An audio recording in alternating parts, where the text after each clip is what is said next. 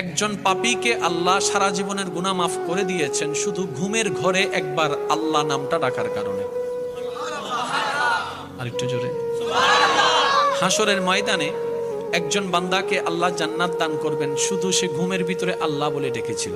তো ফেরেশতা জিজ্ঞেস করবে, ইয়া রাব্বে করিম, সে তো যে আমলটার কারণে তুমি তাকে জান্নাত দিচ্ছ, এত গুনার উপর ভারী করে যে নেক আমলটাকে বানিয়েছো তুমি, আল্লাহ সেই আমলটা হচ্ছে তোমার নাম ডেকেছে, আর তোমার নামটা তো সে স্ব ইচ্ছাই ডাকেনি, ঘুমের মধ্যে ডেকেছে, ঘুমের মধ্যে ডেকেছে, ঘুমের ঘরে ডেকেছে।